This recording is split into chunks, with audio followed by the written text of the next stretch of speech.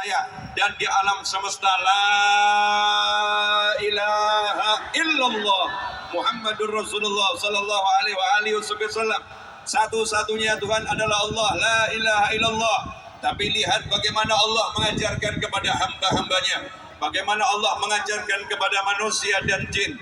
Jika kamu mengaku bersyukur kepadaku atas nikmat-nikmatku, jika kamu mengaku bersyukur kepadaku atas karunia-karuniaku, jika kamu mengaku bersyukur kepadaku atas anugerah-anugerahku, maka syukurmu tak akan kuterima kalau engkau tidak berterima kasih kepada makhluk-makhluk yang kujadikan sarana sampainya nikmat itu kepadamu.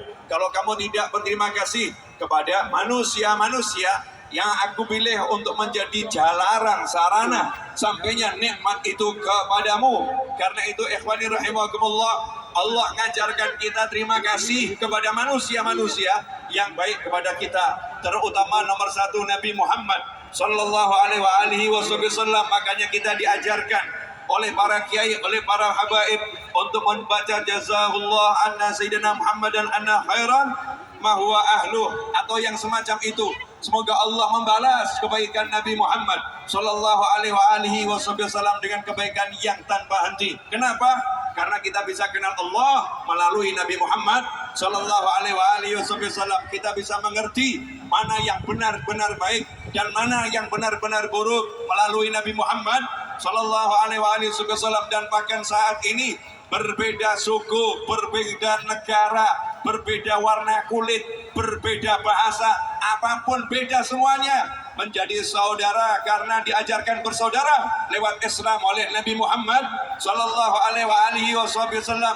Kemudian kita berterima kasih kepada guru-guru yang menjadi perantara ilmunya Nabi Muhammad SAW, yang telah membantu kita mengenal ilmunya Nabi Muhammad sallallahu alaihi wasallam. Kemudian kita berterima kasih kepada orang tua kita yang telah melahirkan kita, yang telah membesarkan kita, yang telah dengan seluruh nyawanya bersedia menjadi perantara wujudnya kita di alam dunia ini. Karena itu siapapun yang sehebat apapun, sebaik apapun, semulia apapun, oleh Allah Ta'ala tidak akan diridhoi, oleh Allah Ta'ala tidak akan diterima, oleh Allah Ta'ala tidak akan diperkenankan masuk surganya jika dia tidak berbakti kepada kedua orang tuanya, jika dia tidak menghormati orang tuanya, jika dia tidak memuliakan orang tuanya. Sampai-sampai Allah menyatakan lewat lisan Nabi Muhammad sallallahu alaihi wasallam, surganya Allah Ta'ala tempat yang paling mulia untuk manusia yang taat kepada Allah, manusia yang mengabdi kepada Allah, manusia yang patuh kepada Allah. Surganya Allah itu Allah katakan di bawah telapak kaki ibu, diinjak-injak oleh ibu. Telapak kaki itu letaknya paling bawah, biasa menginjak lantai, biasa menginjak bumi, tapi Allah katakan surga ada di bawah sana. Surga diinjak-injak oleh orang tua kita. Makanya kalau kita mau masuk surga, cari di situ, mengabdi pada ayah, mengabdi kepada ibu, senangkan mereka semua. Itu baru namanya hamba yang bersyukur. Mudah-mudahan kita termasuk anak yang pandai berterima kasih pada orang tua, amin.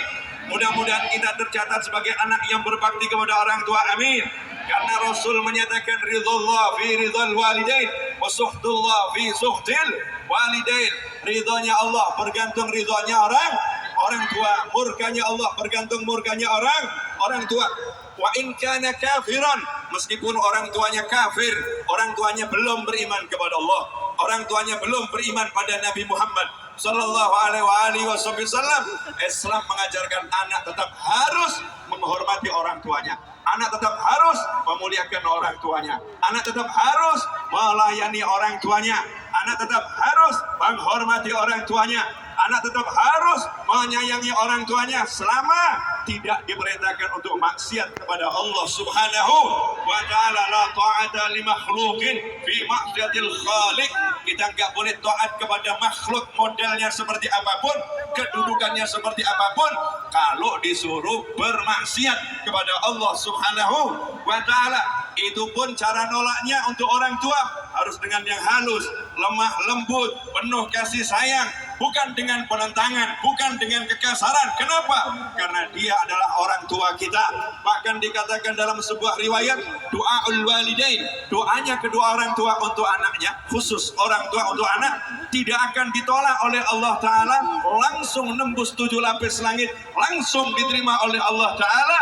Wa in kana kafiran, meskipun orang tuanya kafir, orang tuanya enggak iman, belum iman, kalau dia doakan anaknya sama Allah Ta'ala diterima. Lantas bagaimana kalau itu orang tua kita yang mensyahadatkan kita? Orang tua kita yang kita lahir, kita diazani telinga kanan, diikomati telinga kiri. Orang tua kita yang mengajarkan sholat, orang tua kita yang mengajarkan taat pada Allah dan Rasul Muhammad Sallallahu Alaihi Wasallam. Orang tua kita yang mengajarkan kita bersaudara, orang tua kita yang mengajarkan kebaikan, orang tua kita yang mengenalkan kepada Allah Subhanahu Wa Taala. Kalau yang kafir saja diterima, apalagi orang tua yang semacam itu pasti lebih diterima oleh Allah Subhanahu Wa Taala. Mudah-mudahan semuanya termasuk anak-anak yang birrul walidain, berbakti kepada kedua orang tua. Alhamdulillah. Dan inilah mukaddimah saya yang saya sampaikan tanpa henti, tanpa ambil nafas, dan Anda menonton tanpa punya perasaan sama sekali. Alhamdulillah. Amin. Habakallah. Siapapun yang mencintai muslim yang lain, semoga dicintai oleh Allah Ta'ala. Amin. Ayo kita ngaji, saya nggak tahu saya ngomongnya berapa menit. Pokoknya saya pegang mic, nggak pegang handphone. Handphone saya tinggal tadi di sana ya. Kemudian mohon maaf untuk para petinggi yang ada di panggung sana. Saya pindah ke panggung sini karena saya pengen dekat dengan yang ada di sini. Kalau yang di sana kan udah dari kemarin udah dekat dia. Semalam kita ngobrol khusus gak ada orang tahu, betul ya? Membahas yang perlu dibahas rahasia di antara kita, biar mereka penasaran, saudara-saudara. Saya nggak tahu mau ngomong apa, nggak ngerti. Yang saya tahu, menurut tanggal Masehi, nanti malam, bukan menurut KTP ya, karena KTP saya itu yang nulis yang catat kelahiran. Nah, yang nyatat kelahiran itu saya ditulis keluar dari rumah sakit 27 Juli, ditulis sebagai tanggal kelahiran saya. Padahal itu tanggal keluar dari rumah sakit. Nah, tanggal lahir saya adalah 24 Juli. Dan insya Allah nanti malam, jam 12 malam lewat. Artinya saya 24 Juli ada di Taiwan. Akhirnya nggak ada yang ngadu saya, saudara-saudara. Iya. Ya, ada istri ada di Solo ya, istri ada di tempat yang lain ya, istri ada di Jakarta, nggak bisa. Anak ada di belahan bumi yang lain, nggak bisa mengucapkan dengan misalnya ya, dulangi gitu kan gak iso ya.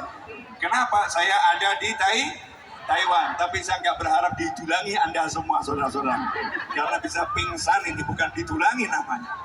Nah, saya minta didoakan biar panjang umur, sehat walafiat, fi taatillah, hajah magdiyah ma'as-sahalah wal jamalah, waridha wal inayah, dan bisa menyenangkan Nabi Muhammad SAW, menyenangkan umatnya Nabi Muhammad SAW, dan siapapun yang mengaminkan dapat yang sama dan berlipat-lipat. Dan saya ucapkan selamat ulang tahun untuk IMID yang ke-23 di tanggal 23 di tahun 2023.